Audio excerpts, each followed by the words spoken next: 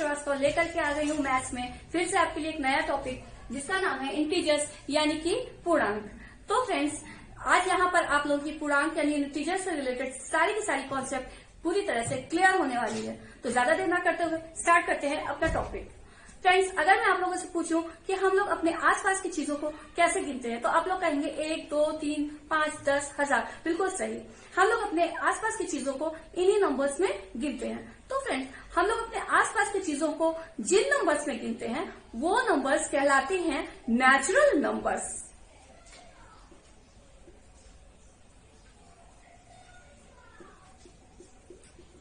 जिसको कि प्राकृतिक संख्या भी कहते हैं हम लोग हिंदी में।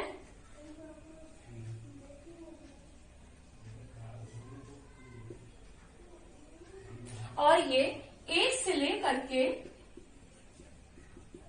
इनफाइनाइट यानी अनंत तक होती हैं।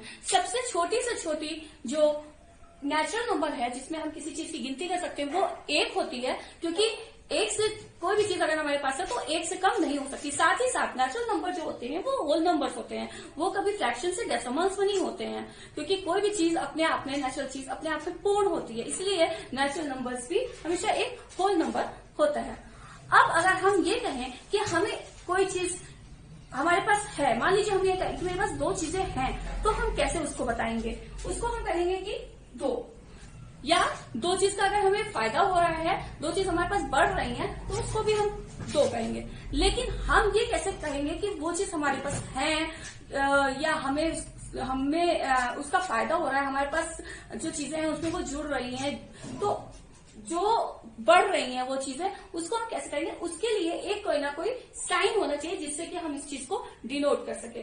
तो उसको हम प्लस के एक साइन के साथ लिखते हैं। अगर +2 लिखा हुआ है इसका मतलब कि 2 चीजें हमारे पास बढ़ रही हैं, लेकिन ये प्लस का साइन हमेशा शो नहीं होता, यानी कि +2 को हम 2 भी लिख सकते हैं, बल्कि हम लोग इसको ऐसे ही लिखते हैं। अगर 2 लिखा हुआ हम देख रहे हैं तो इसका मतलब कि इसके आगे एक प्लस का साइन है जो कि दिखाया नहीं जा रहा है और जरूरत पड़ने पर ये लिख दिया जाता है। प्लस का साइन जो है वो शो कर दिया जाता है।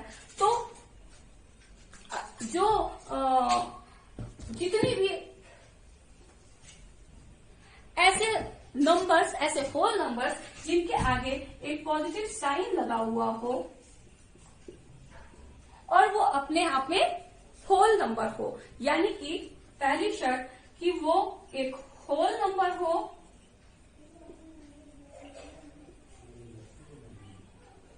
यानी कि एक नेचुरल नंबर जो कि एक होल नंबर होता है, और उसके साथ में दूसरी बात कि उसके आगे एक पॉजिटिव साइन हो प्लस का। ऐसे नंबर्स को हम पॉजिटिव इंटीजर्स यानी कि धन पूर्णांक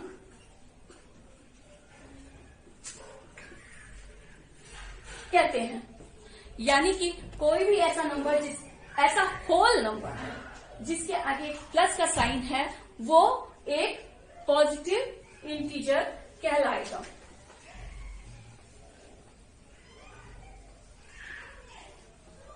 पॉजिटिव इंटीजर भी +1 से शुरू होकर के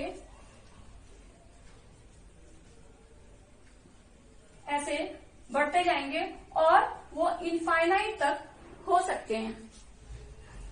जैसे कि नेचुरल नंबर होते हैं उसी तरीके से उन्हीं नेचुरल नंबर के आगे प्लस का साइन लगा करके वो पॉजिटिव इंटीजर बन जाते हैं और वो भी उन्हीं की तरह इनफाइनाइट तक हो सकते हैं, अधिक से अधिक। और सबसे छोटा पॉजिटिव इंटीजर जो होता है वो +1 होता है।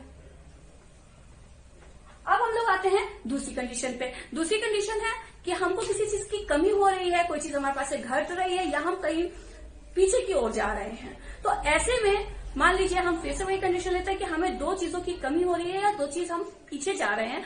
तो कितना कमी हो रही है? 2 की कमी हो रही है। और कमी हो रही है या पीछे जा रहे हैं, चीजें घट रही हैं, उसको हम कैसे शो करेंगे? घटाने के या निगेटिव साइन के साथ एक इसको हम शो करेंगे। तो एक नेगेटिव साइन के साथ एक होल नंबर जब भी आता है तो वो एक नेगेटिव इंटीजर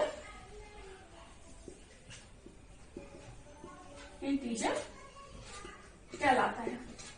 नेगेटिव इंटीजर -1, -2, -3 इस तरीके से करते करते इनफाइनाइट तक होते हैं।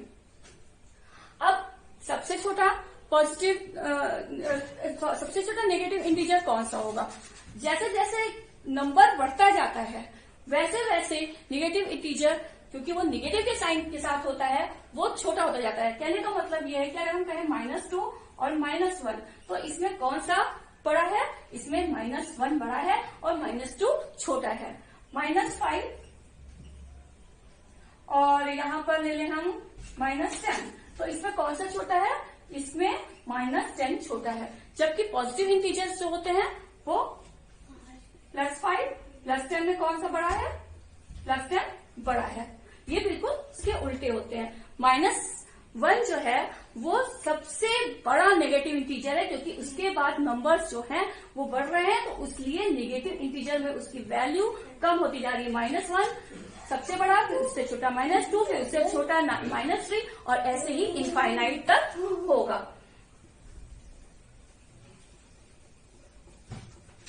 अब फ्रेंड्स हम तीसरी कंडीशन लेते हैं जिसमें हमको ना ही कोई फायदा हो रहा है, ना ही कोई नुकसान हो रहा है, ना ही चीजें बढ़ रही है, ना ही घट रही है। ऐसी कंडीशन कौन सी कंडीशन कहलाएगी? ऐसी कंडीशन कहलाएगी जीरो की कंडीशन। मतलब जीरो की कंडीशन में हमारे पास कुछ भी नहीं होता है, ना ही कुछ बढ़ा ना ही घटा। ये कंडीशन होती है जीरो की कंडीशन।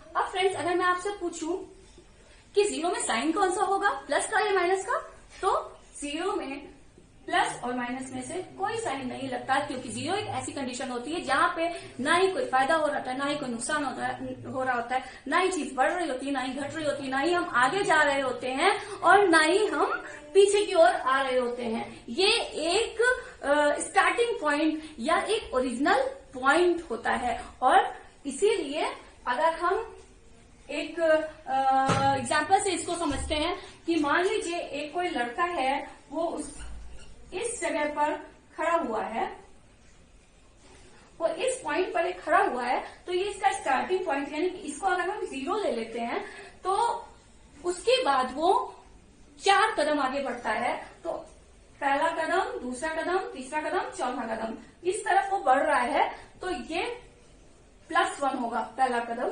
दूसरा +2, क्योंकि ये बढ़ रहा है इसलिए +3 +4, पीछे की ओर जा रहा है। मान लीजिए 3 कदम वो पीछे की ओर जा रहा है, तो ये -1 -2 और -3 पीछे की ओर जा रहा है, कम हो रहा है, तो ये माइनस में।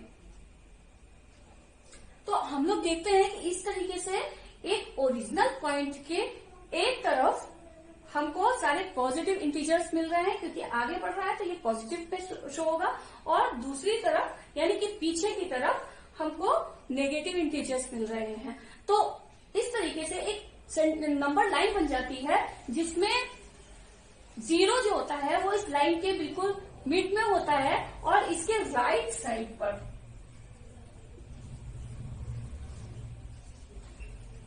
सारे पॉजिटिव इंटीजर्स लिखे जाते हैं,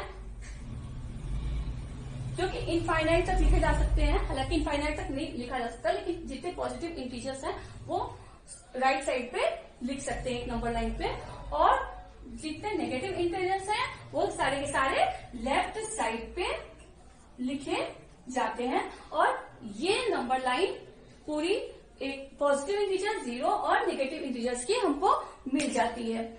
अब इसको हम एक दूसरे एग्जांपल से समझते हैं कि मान लीजिए हम लोग एक मॉल में गए हैं, और मॉल में हम लोगों की ग्राउंड फ्लोर पे पोजीशन क्या है? ये हमारी ओरिजिनल पोजीशन है, इसको हम 0 की तरह मान लें, और हम लिफ्ट से अगर हम ऊपर जाना है, 3rd फ्लोर पे जाना है, तो 1st floor, 2nd floor, 3rd floor, 3rd floor पर अगर हमें जाना है तो इसको हम पॉजिटिव इंटीजर्स में, ये पहला फ्लोर +1, दूसरा फ्लोर +2 और तीसरा फ्लोर +3, ये पॉजिटिव इंटीजर्स ऊपर की तरफ है। और अगर हम उल्टे बेसमेंट में आ जाए तो ये हमारा 0 से निगेटिव की तरफ चला जाएगा, मतलब पीछे की तरफ या नीचे की तरफ जा रहे हैं। तो ये अगर बेसमेंट में, पहले बेसमेंट में इसमें गए तो ये -1 की स्थिति हो जाएगी। तो इस तरीके से हम देख सकते हैं कि कहीं पे भी ओरिजिनल पोजीशन से अगर हम ऊपर की तरफ जाते हैं या आगे की तरफ बढ़ते हैं तो उसको हम लोग पॉजिटिव इंटीजर से लिखते हैं, और अगर पीछे की तरफ आ रहे हैं तो हम लोग, या नीचे की तरफ आ रहे हैं तो उसको निगेटिव इंटीजर से लिखते हैं। तो इस तरीके से हमारी जो एक नंबर लाइन मिल जाती है, इसमें हम लोग देखें तो हम लोग को क्या क्या मिल रहा है। एक नंबर लाइन में हम लोगों को मिल रहे हैं पॉजिटिव इंटीजर्स,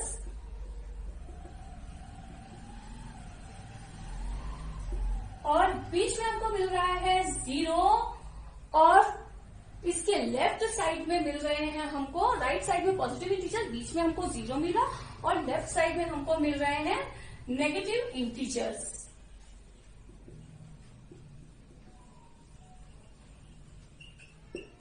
तो फ्रेंड्स, कि इंटीजर्स होता क्या है, इंटीजर्स,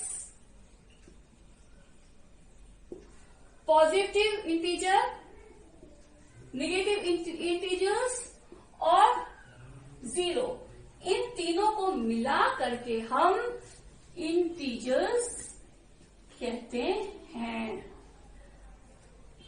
यानी कि integers is a combination of positive integers, 0 and all negative integers. सारे पॉजिटिव इंटीजर, 0 और नेगेटिव इंटीजर्स को मिला कर हम इंटीजर यानी कि पूर्णांक कहते हैं। फ्रेंड्स, उम्मीद करती हूँ कि आपको मेरा ये इंटीजर्स का टॉपिक बहुत अच्छे से समझ में आ गया होगा। लेकिन अगर आपको कोई डाउट बचा है तो आप उसे प्लीज कमेंट बॉक्स में लिख दीजिए, और अगर मेरा ये वीडियो आपको अच्छा लगा है तो एक लाइक जरूर दे दीजिए, और साथ ही मेरे चैनल को सब्सक्राइब और शेयर भी करिए।